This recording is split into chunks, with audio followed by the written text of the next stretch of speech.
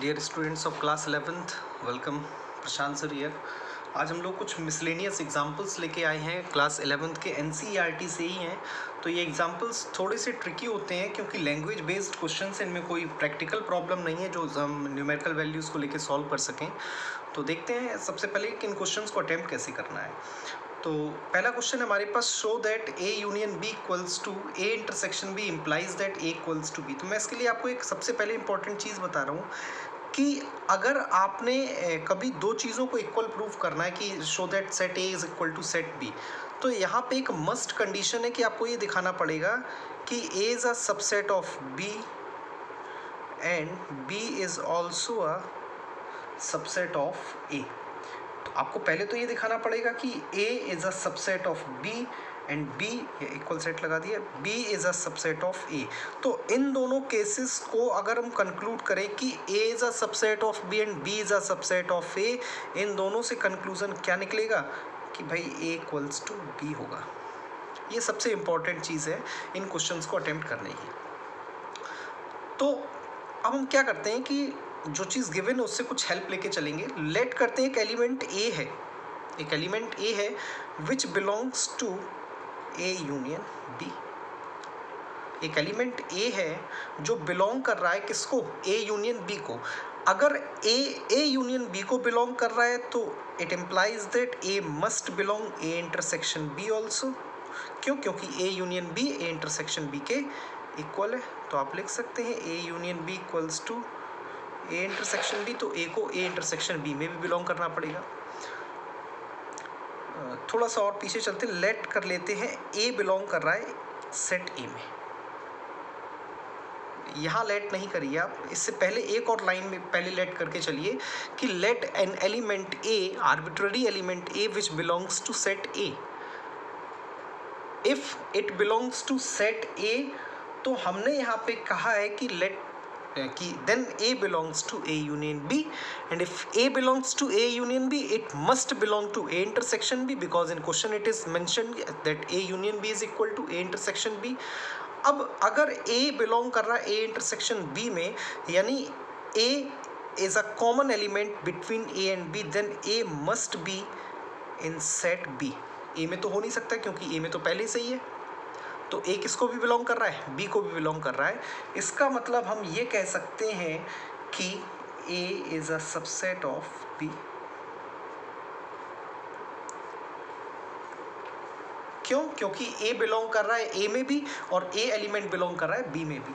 Similarly अगर हम एक एलिमेंट मान लेते हैं कि कोई एक एलिमेंट हमने लिया कि if B belongs to B, तो क्या मैं यहाँ पे कह सकता हूँ B belongs to A union B? B belongs to A union B. If B belongs to A union B, B must belong to A intersection B. Then B belongs to A. इसका मतलब है कि B is a subset of A. तो we have shown two conditions that A is a subset of B and B is a subset of A, and these two conditions are concluding that A equals to B. This is one of the most important concept in sets की। आपको दो set अगर equal करने हैं तो उसके लिए आपको ये सबसे पहले थ्योरी समझनी होगी। This theory is main for proving the two sets equal. सबसे अच्छा कॉन्सेप्ट है ये कि आपको दो सेट्स अगर इक्वल प्रूव करने हो। तो आते हैं अगले क्वेश्चन की तरफ कि क्वेश्चन में कहा गया है for any two sets A and B show that P A intersection B equals to P A intersection P B. तो यहाँ पे हमें एक बेसिकली ये दिखाना है कि ए इंटरसेक्शन बी का जो पावर सेट है that is equal to power set of A intersection power set of B. तो हम मान लेते हैं यहाँ पे कि कोई एक सेट एक्स है, कोई एक सेट एक्स है जो बिलोंग कर रहा है पी ए इंटरसेक्शन बी में, यानी power set of A intersection B में। तो बहुत सिंपल सी बात है कि एक्स जो है वो एक सबसेट होगा ए इंटरसेक्शन बी का। एक्स सबसेट होगा ए इंटरसेक्शन बी का। क्यों? क्योंकि अगर एक्स बिलोंग कर रहा है, देखो पावर सेट का मतलब है the sets of all subsets.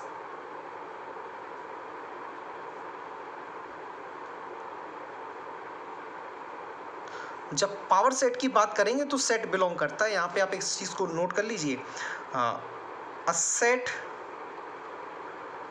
Belongs to a power set.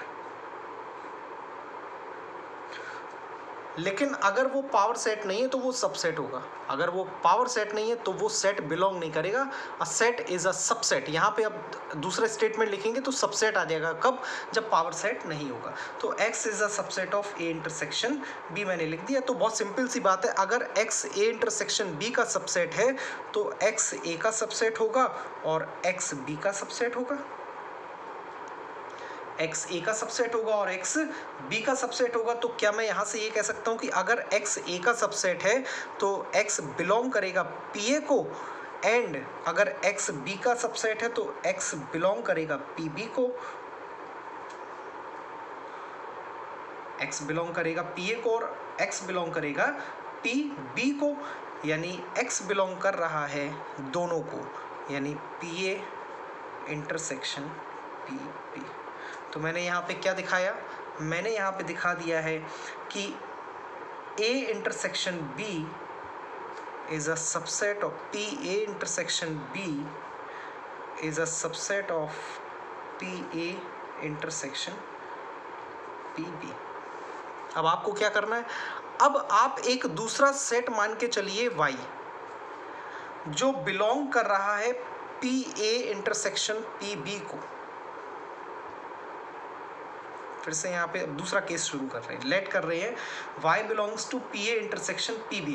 तो ये इस बात को बता रहा है कि y या तो pa में है, नहीं सॉरी, y pa में भी है एंड y pb में भी है। ये इस चीज को बता रहा है कि y is a subset of a and y is a subset of b, और ये इस चीज को बता रहा है कि y is a subset of a intersection b। y is a subset of a intersection b, which says that y belongs to p A intersection भी। बड़ी ध्यान देने वाली चीज़ें हैं। देखो, इन क्वेश्चंस को आप जितना ज़्यादा इजी समझ रहे हो ये उतने इजी है नहीं। इनमें सबसे पहले आपको ये चीज़ समझनी होगी कि ऐसे क्वेश्चंस में जब इक्वालिटी की बात आती है तो आपको क्या करना होता है। तो मैंने आपको सबसे बड़ा एक यहाँ पे कॉन्सेप्ट ये समझाने की कोशिश की, जब भी चीज़ों को इक्वल करना हो तो आप क्या करिए। मुझे यहाँ पे दो चीज़ें दिखाई दे रही थी, P A intersection B, P A और इंटरसेक्शन पीबी। तो मैं एक बार तो प्रूफ कर दूंगा कि P A intersection B is a subset of this, एक बार प्रूफ कर दूंगा कि this is a subset of P A intersection B. तो एक बार तो मैंने प्रूफ कर दिया यहाँ पे कि P A intersection B is a subset of P A intersection P B. और यहाँ पे आप ध्यान से देखिए तो आ चुका है कि P A intersection P B is a subset of P A intersection B. तो यहाँ से क्या प्रूव हो गया कि भैया ये दोनों इक्वल है। तो ऐसे क्वेश्चंस को अटेम्प्ट करने के लिए आपको ये चीज़ समझनी बहुत ज़रूरी है। अगला एग्जांपल हमारे पास एक और है। आप लोगों के पास बुक है तो उस बुक में ज़रा देखने की कोशिश करिए, नहीं भी है तो मैं पढ़ दे रहा हूँ यहाँ पे क्वेश्चन को। अब market research group conducted a survey of 1000 consumers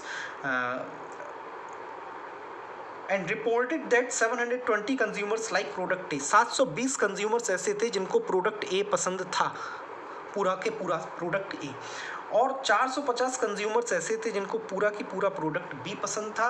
तो कहा जा रहा है कि what is the least number that must have like the product. देखो, सर्वे हुआ था टोटल 1000 पीपल का,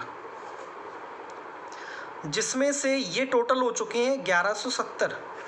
तो वो कितने लोग हैं जो दोनों प्रोडक्ट को यूज़ कर रहे हैं? तो ऐसे कितने लोग हैं? सामान्य सा दिखाई दे रहा है 170। थिंक क्लियर हो गया होगा। तो ये क्वेश्चन था। अगला क्वेश्चन हमारे पास है कि a college awarded 38 medals in football. 38 medals football में बांटे हैं कॉलेज ने, एंड देन 15 बास्केटबॉल में, 15 उसने बास्केटबॉल में बांटे हैं, एंड 20 इन क्रिकेट, और 20 मेडल्स उसने क्रिकेट में बांटे हैं। मैंने यहाँ पे 3 सेट बना दिए, एफ, बी और सी। एफ फुटबॉल को रिप्रेजेंट कर रहा है, बी बास्केटबॉल को और सी क्रिकेट को। Only 3 men got medals in all the 3 sports। 3 लोगों को तीनों स्पोर्ट्स में मेडल मिला है। तो how many received medals in exactly 2 of the 3 sports, तो ऐसे कितने लोग थे जिन्हें 3 में से 2 स्पोर्ट्स में ही मेडल मिला है। यानी हमें बेसिकली फाइंड करना है कि एन एफ इंटरसेक्शन बी कितना है, एन एफ इंटरसेक्शन सी कितना है और एन बी इंटरसेक्शन सी कितना है। हमें 3 चीज़ें फाइंड करनी है कि फुटबॉल और बास्केटबॉल, फुटबॉल और क्रिकेट और बास्केटबॉल और क्रिकेट का इंटरसेक्शन कितना है।